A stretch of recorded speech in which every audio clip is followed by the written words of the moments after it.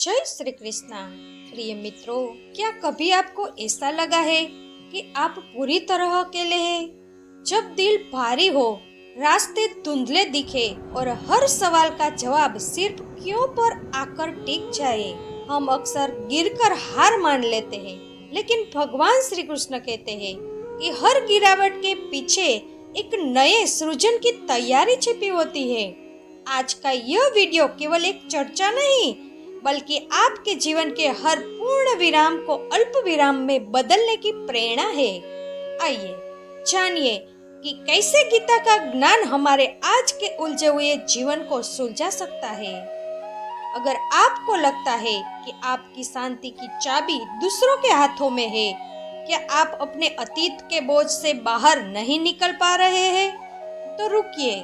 अर्जुन की तरह हम सब भी जीवन के कुरुक्षेत्र में कभी न कभी घबरा जाते हैं, लेकिन श्री कृष्ण के वो 10 व्यवहारिक सूत्र क्या है जो एक असफल इंसान को भी विजेता बना सकते हैं। आज के इस विशेष अंक में हम गीता के उन रहस्यों को जानेंगे जो आपके करियर, रिश्तों और मानसिक शांति को हमेशा के लिए बदल देंगे।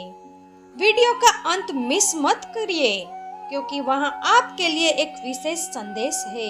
जीवन की राहें जब कठिन लगने लगे तो समझ लीजिए कि यह समय खुद को तराशने का है। अक्सर हम उन चीजों को पकड़कर बैठ जाते हैं जो हमारे विकास में बाधा होती है, जबकि श्री कृष्ण सिखाते हैं कि परिवर्तन ही संसार का नियम है। आज हम भगवान श्री कृष्ण के जीवन के और उनके उपदेशों को सीखेंगे कि कैसे निष्काम कर्म, धैर्य और आत्म मंथन के जरिए हम अपनी चिंताओं को शक्ति में बदल सकते हैं। तो चलिए जीवन जीने की इस अद्भुत कला को गहराई से समझते हैं। जब भी जीवन की राहें कठिन लगे, दिल भारी हो और मन घबरा जाए, तो एक लंबी और गहरी सांस लें और स्वयं को यह याद दिलाए कि इस संघर्ष में आप अकेले नहीं हैं। हर मनुष्य के जीवन में ऐसे क्षण आते हैं जब भविष्य धुंधला दिखाई देता है और कदम लड़खड़ाने लगते हैं, लेकिन याद रखिए कि हर घटना का एक विशेष अर्थ होता है और हर गिरावट के पीछे एक नए रूप के सृजन की तैयारी छिपी होती है। भगवान श्री कृष्ण ने गीता में सिखाया है कि जो आपके अनुरूप नहीं है, वह समय के साथ आपसे दूर चला जाता है, ताकि उस खालीपन में कुछ नया और बेहतर अंकुरित हो सके। ठोकरें हमें तोड़ने के लिए नहीं, बल्कि हमें तराशने और भीतर से मजबूत बनाने के लिए आती है। जिस प्रकार रात्रि के घने अंधेरे के बाद ही भोर की पहली किरण फूटती है, उसी प्रकार जीवन के दुखों और विदाइयों को एक नए आगमन की शुरुआत के रूप में दिखना चाहिए। अकेलापन और पीड़ा अक्सर हमारे सबसे बड़े शिक्षक बन जाते हैं, जो हमें आत्म मंथन करने और अपनी वास्तविक शक्ति को पहचानने का अवसर देते हैं। धैर्य का अर्थ केवल प्रतीक्षा करना नहीं, बल्कि पूरे आत्मविश्वास और सकारात्मकता के साथ निरंतर प्रयास करते रहना है। स्वयं पर, समय पर और उस ईश्वरीय शक्ति पर अटूट विश्वासी वह दीपक है जो अंधकार में भी मार्ग दिखाता है। अपने लक्ष्यों को छोटे छोटे हिस्सों में बांटे और हर दिन एक नया कदम बढ़ाए, क्योंकि छोटे छोटे सुधार ही अंततः बड़े परिणामों को जन्म देते हैं। अतीत के बोझ को छोड़ना सीखो, कृतज्ञता को अपनाए और खुद के प्रति कोमल रहे। याद रखिए, आप गिरने के लिए नहीं, बल्कि हर ठोकर से सीखकर और भी ऊंची उड़ान भरने के लिए बने हैं। जीवन की यह किताब लंबी है और आप इसके लेखक हैं। जहां आपको लगे कि सब कुछ समाप्त हो गया है, वहीं से एक नया और सुनहरा अध्याय शुरू करने का साहस जुटाइए। भगवान श्री कृष्ण का जीवन और गीता का संदेश केवल धार्मिक ग्रंथ नहीं, बल्कि जीवन जीने की एक संपूर्ण कला है। उनके दर्शन का सबसे महत्वपूर्ण सूत्र है समत्वम योग उच्चयते, अर्थात सुख दुख, लाभ हानि और जय पराजय में अपने मन को स्थिर रखना ही वास्तविक योग है। निष्काम कर्म और वर्तमान में जीना, श्री कृष्ण कहते हैं कि हमारा अधिकार केवल कर्म करने पर है, उसके फल पर नहीं। परिणाम की अत्यधिक चिंता हमारी वर्तमान कार्य क्षमता को आधा कर देती है। मान लीजिए एक छात्र बोर्ड परीक्षा की तैयारी कर रहा है। यदि वह सारा दिन यह सोचने में बिता दे कि रिजल्ट कैसा आएगा, फेल हुआ तो क्या होगा, तो वह पढ़ाई पर ध्यान केंद्रित नहीं कर पाएगा। परिणाम भविष्य में है, जिसे आप नियंत्रित नहीं कर सकते, लेकिन पढ़ाई वर्तमान में है। जब आप फल के मोह से मुक्त होकर केवल प्रक्रिया पर ध्यान देते हैं, तो तनाव स्वतः समाप्त हो जाता है और सफलता की संभावना बढ़ जाती है। आत्ममंथन और मन पर नियंत्रण। श्री कृष्ण के अनुसार मन ही हमारा सबसे बड़ा मित्र है और मन ही सबसे बड़ा शत्रु। अशांत मन कभी सही निर्णय नहीं ले सकता। प्रतिदिन कम से कम 10 मिनट मौन बैठकर अपने विचारों का निरीक्षण करें। इंद्रियों पर नियंत्रण का अर्थ खुद को कष्ट देना नहीं, बल्कि अपनी ऊर्जा को बिखरने से बचाकर सही दिशा में केंद्रित करना है। जब भी मन विचलित हो, कोई भी बड़ा फैसला न ले। विदाई और परिवर्तन को स्वीकार करना। परिवर्तन ही संसार का नियम है। श्री कृष्ण सिखाते हैं कि जो आज आपका है, कल किसी और का था और परसों किसी और का होगा। कल्पना कीजिए कि आपकी वह नौकरी छूट गई जिसे आप बहुत पसंद करते थे। आपको लग सकता है कि सब खत्म हो गया, लेकिन कुछ समय बाद आपको उससे बेहतर और सम्मानजनक अवसर मिलता है। ईश्वर कई बार हमसे वह छीन लेता है जो हमारे लिए सही नहीं है, ताकि वह हमें वह दे सके जिसके हम वास्तव में पात्र हैं। जो बीत गया उसके लिए शोक न करे, जो हाथ में है उसका सम्मान करे। विदाई को एक नए आगमन की शुरुआत समझे। स्थिर बुद्धि और प्रतिक्रिया। श्री कृष्ण सिखाते हैं कि हमें अपनी सुख शांति की चाबी दूसरों के हाथों में नहीं देनी चाहिए। सड़क पर चलते समय यदि कोई आपको अपशब्द कहे, तो आपके पास 2 विकल्प है। या तो आप भी चिल्लाकर अपना दिन खराब करें, या यह समझकर आगे बढ़े कि उसकी कड़वाहट उसकी अपनी समस्या है। स्थित प्रज्ञ बने। जैसे समुद्र में कितनी भी नदियां मिले, वह अपनी मर्यादा नहीं छोड़ता, वैसे ही बाहरी लोग आपकी आलोचना करें या प्रशंसा, आपकी आंतरिक शांति नहीं डगमगानी चाहिए। छोटे कदम और निरंतरता।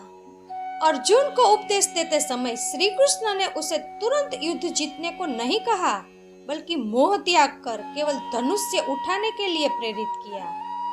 यदि आप वजह कम करना चाहते हैं या कोई नया हुनर सीखना चाहते हैं, तो एक दिन में परिणाम नहीं मिलेगा।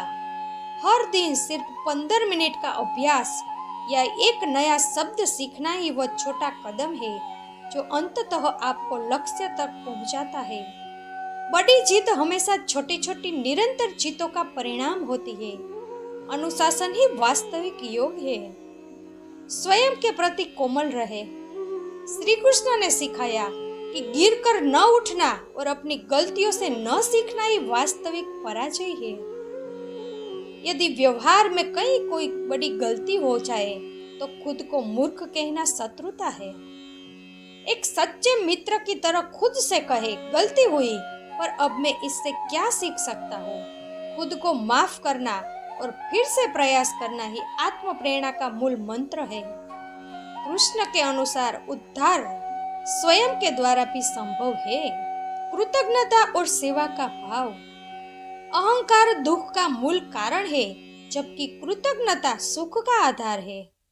रोज रात को सोने से पहले उन 3 चीजों को याद करें जिनके लिए आप आभारी हैं। जब हम दूसरों की सेवा करते हैं या किसी के चेहरे पर मुस्कान लाते हैं, तो हमारे अपने दुख छोटे लगने लगते हैं। सेवा केवल धन से नहीं, बल्कि मीठे बोल और सहानुभूति से भी की जा सकती है।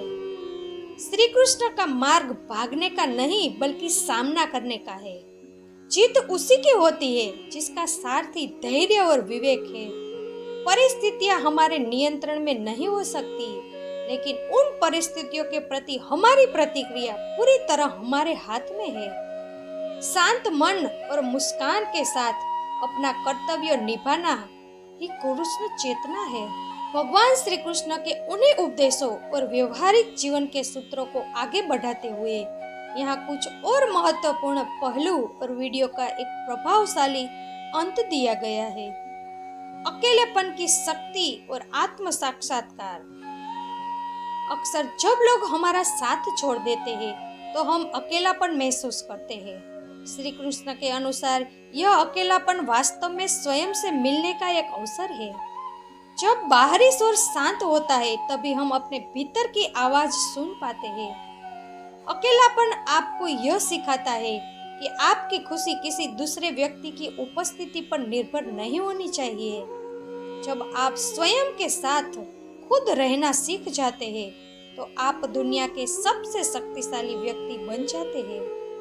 याद रखिए, अर्जुन युद्ध के मैदान में अकेला महसूस कर रहा था और उसी अकेलेपन ने उसे गीता जैसा महान ज्ञान प्राप्त करने का अवसर दिया।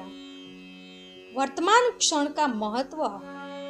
हमारा आधा जीवन बीते हुए कल के पछतावे में और आधा आने वाले कल की चिंता में बीत जाता है। श्री कृष्ण कहते हैं कि जीवन न तो भविष्य में है और न ही अतीत में, जीवन तो केवल इसी क्षण में है।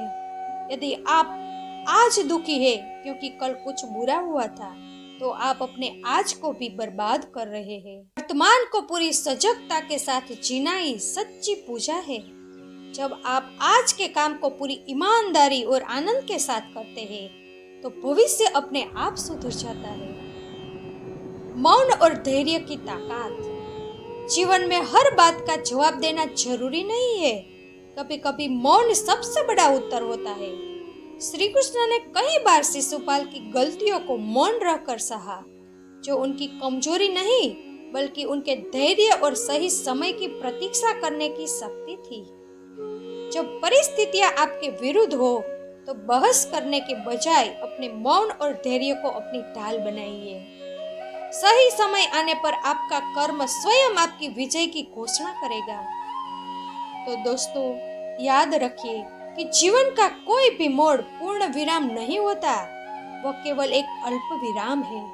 यदि आज आपकी आंखें नम है तो यह इस बात का संकेत है कि आपके भीतर की संवेदनाएं अभी जीवित है। यदि आज आप गिरे हैं तो यह इस बात का प्रमाण है कि आप चलने के प्रयास कर रहे थे।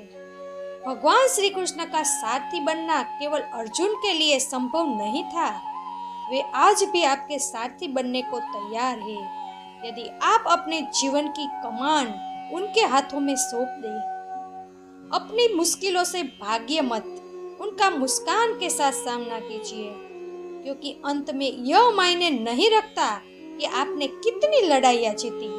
मायने यह रखता है कि आप हर हार के बाद कितनी बार फिर से मुस्कुराकर खड़े हुए।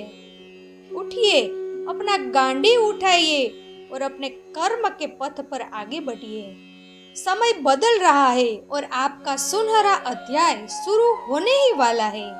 भरोसा रखिए, मुस्कुराते रहिए और अपने कर्म में निष्ठा रखिए। भगवान आपकी सभी मनोकामना पूर्ण करेगा। वीडियो को लाइक करके कमेंट में जय श्री कृष्ण जरूर लिखिए और अपनी भक्ति व्यक्त कीजिए। अगर आप हमारे चैनल पर पहली बार आए हैं तो चैनल को सब्सक्राइब करना न भूलें। जय श्री कृष्ण। राधे राधे।